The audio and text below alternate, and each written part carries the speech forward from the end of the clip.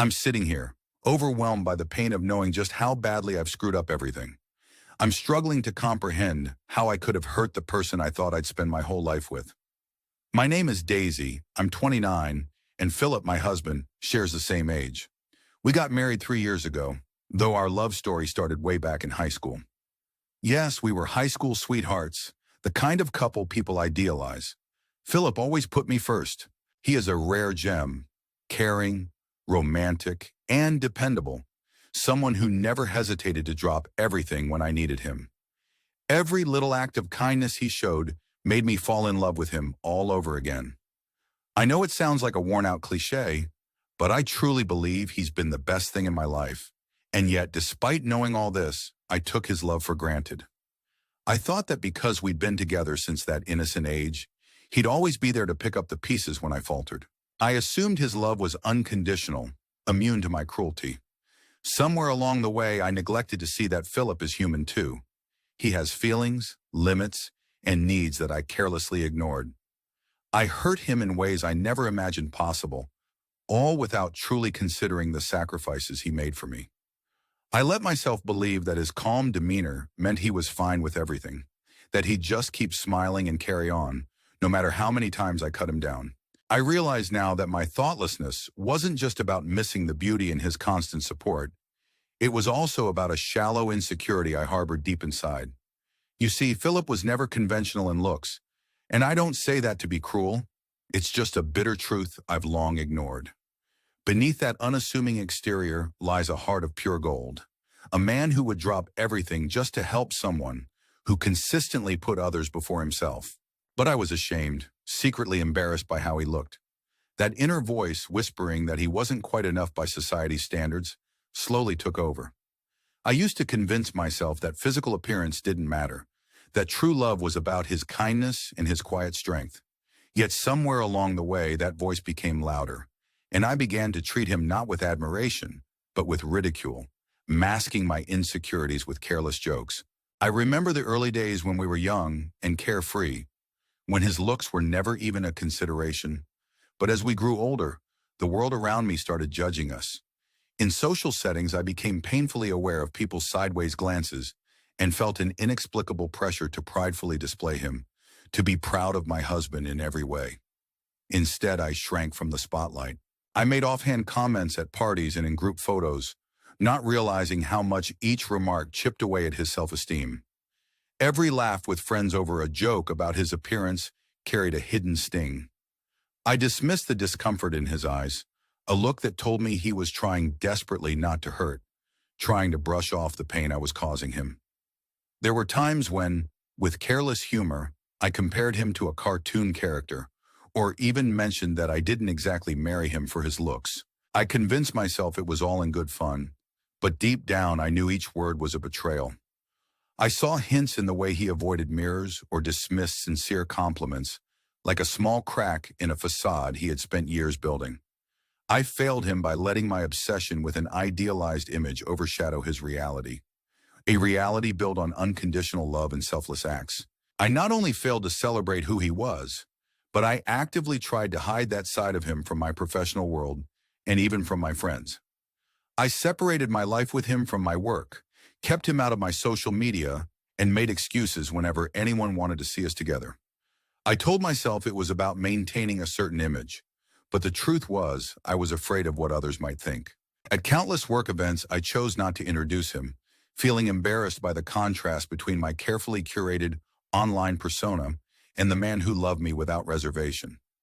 I even told him he wasn't photogenic, that his image wouldn't match the aesthetic I was trying to achieve online.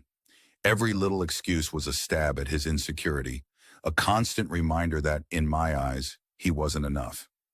Despite all of this, Philip remained patient. He swallowed every hurtful comment with a smile, never arguing, never pushing back, trusting me implicitly. And that trust, that unwavering belief in me, made my betrayal even more devastating.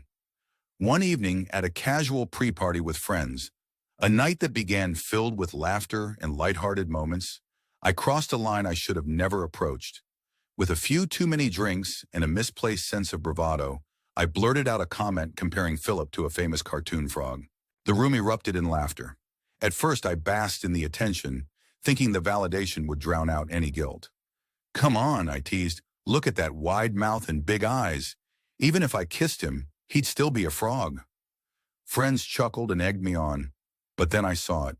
In the midst of the laughter, I caught Philip's gaze, steady, pained, and utterly transformed. That moment, so tiny yet so significant, shattered the intoxicated bubble I'd created. In that room, the mood shifted abruptly. The laughter died, replaced by a heavy, charged silence. I watched as one friend's giggle turned to discomfort, another's smile faltered, and then all eyes turned to Philip. He wasn't sharing their amusement. He wasn't with me at all. His expression was dark, his eyes hard with hurt. And then in a voice calm but laced with deep anguish, he said, "Shut up." It was as if the world paused, the sound of his chair scraping back, the sudden silence that fell over everyone. And in that silence, his words cut through me. "If you don't like how I look, then why are you with me?" That single statement hit me harder than I could have ever imagined. I always assumed he would endure my teasing, that his love would somehow make the sting disappear. But hearing those words aloud as our friends stood in awkward disbelief made everything painfully real. I realized I had been so consumed by trying to appear funny and cool that I ended up demolishing the very foundation of our bond. I tried to speak after that, to reclaim the moment with more jokes, but nothing could undo the damage. The hurt in his eyes told me everything I needed to know. I had taken for granted a love that was deep, patient, and irreplaceable. When I got home that night, I pleaded for his forgiveness, trying to mumble apologies that felt empty even as I said them. In the early morning light, I approached him again, my voice trembling with regret. "I'm so sorry," I whispered, but he simply got up, dressed in silence, and left without a word. I sat there replaying every hurtful joke, every careless remark. I knew nothing I said could bring back the warmth of his smile or the light in his eyes. I felt trapped in a maze of self-loathing and regret, wondering how I could ever make amends for the years of malicious humor that chipped away at his self-worth. Friends later reached out with messages of concern, asking if Philip and I were okay. I barely managed a reply, too lost in my own remorse to find the proper words. And so I ask you, our listeners, if my story resonates with you, please subscribe, like, and drop a comment below with your thoughts. This isn't just my journey, it's a plea for connection in times when our actions hurt those we love. I had a past where I prided myself on being independent, a career in an office, a life filled with colleagues, friends, and social media followers, and I deliberately kept that world separate from my marriage. I refused to let Philip be part of my professional life. I avoided inviting him to work social events or allowing him into my online presence, all because I was too ashamed. I made excuses and even told him crude things about his appearance, effectively saying he wasn't good enough to be seen with me. Every excuse and every snide joke was a betrayal that underscored a deep-seated insecurity. Looking back now, I'm horrified by how I treated him, using humor as a shield while slowly poisoning what should have been a loving, supportive relationship. I was so focused on appearances, on what others might think, that I lost sight of the incredible man who loved me unconditionally. And then finally, Philip reached his breaking point. During another gathering, as I continued to mock his looks, his quiet tolerance evaporated. His calm voice turned razor sharp when he declared that he was done. Done with the endless jabs, done with being made a joke. In that moment, as I listened to him recount years of hidden pain and hurt, I understood the gravity of my actions. He admitted that he'd struggled with insecurity since childhood, battling the relentless teasing that never truly stopped. Yet I had been the one he trusted to love him unconditionally, the one person meant to heal those wounds. Instead, I had become the source of them. I begged him for forgiveness, promising to change with words and actions alike. But nothing I said could reverse the damage. I was left alone in our once shared home, now a haunting reminder of the love I had carelessly dismantled. After that night, Philip's silence grew even louder. He came home for work one morning, and I tried desperately to speak to him, each word soaked in sorrow and regret. But he wouldn't even meet my eyes. His routine continued without acknowledgement, leaving me to wonder if I could ever mend the irreparable. I begged him to try counseling with me, anything to save what remained of us, but he flatly refused. With a heavy heart and an overwhelming feeling of defeat, I moved out. I asked my parents for shelter, and though they reproached me for what I did, they also reached out to Philip on my behalf. A move that only deepened my shame. I replay every moment in my head, from the earliest days when I dismissed his kindness to the fateful night when my careless words pushed him over the edge. I see now that my need to be seen as perfect, to guard an image, cost me the one person who had always been my sanctuary. I'm haunted by memories of being in that room with our friends when the laughter turned to chilling silence as I saw Philip's eyes fill with sorrow. The realization that I had become so obsessed with superficial standards shattered my false sense of self-worth. I know I've hurt Philip in ways that may never be healed. I spent weeks drowning in regret and isolation. I felt utterly alone, a prisoner of my own mistakes.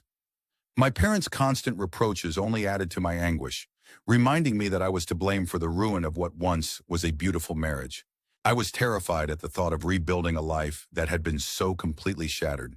The hardest blow came when I was served divorce papers, the final, brutal punctuation of a lifetime of hurtful behavior. I remember the courtroom vividly, the shock, the humiliation, and a moment when I even fainted.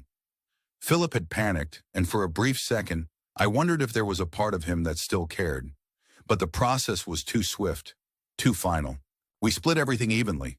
Savings, belongings, even the memories we'd built together shattered like fragile glass. Then, almost as if in a surreal twist, he packed his bags and left the country for Denmark. I kept repeating his new home's name in my mind, hoping to feel less alone, but nothing changed. He was gone, completely unreachable, a man I once cherished and now only hold in my shattered memories. In the aftermath, I'm left staring at an empty life. I have to face the reality of returning to work, to a 9-to-5 that feels alien when I can't even manage my own grief. Every day is heavier than the last, every moment a reminder of the love I destroyed. I am trapped in an endless cycle of self-blame and sorrow.